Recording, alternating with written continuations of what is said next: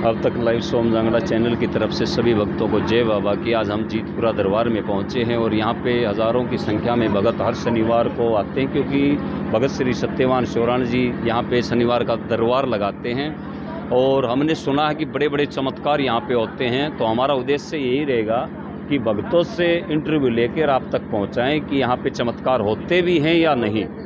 राम राम बहन जी, कहाँ से आई? सर तहसील नीमराना से। नीमराना तहसील से। नीमराना। यहाँ कितने दिनों का? सर मई में 1 साल हुआ है।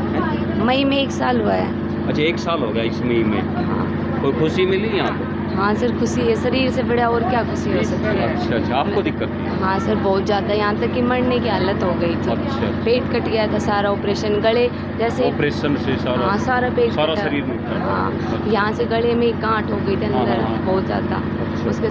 उसके बाद यहाँ पे आए, बालाजी हुए आए थे। अच्छा।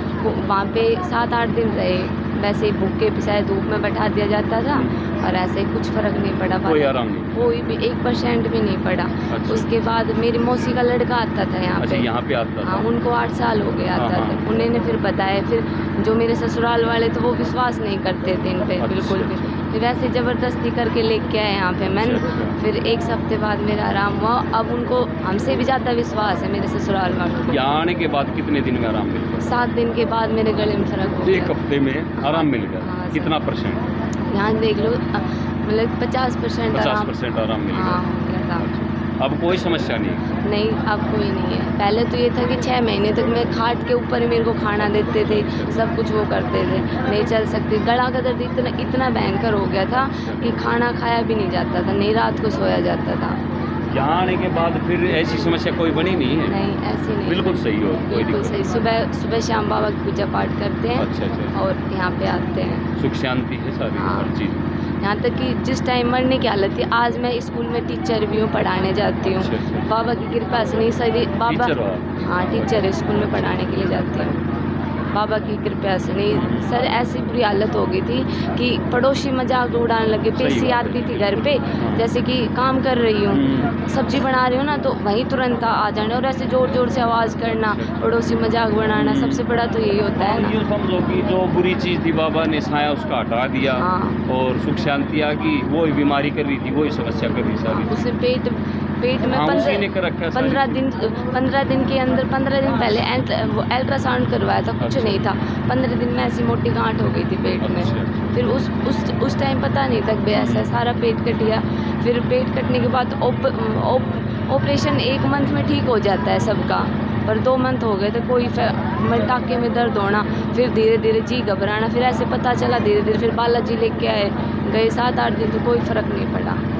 यहाँ पे आके अब कोई समस्या नहीं? कोई समस्या होते हैं वाकई चमत्कार, क्योंकि आपके साथ तो हुआ है। आपको तो पूरा दूसरा जीवन दान दे दिया। मेरे को तो बाबा ने जीवन, मतलब यहाँ पे जीने का एक हक दिया है।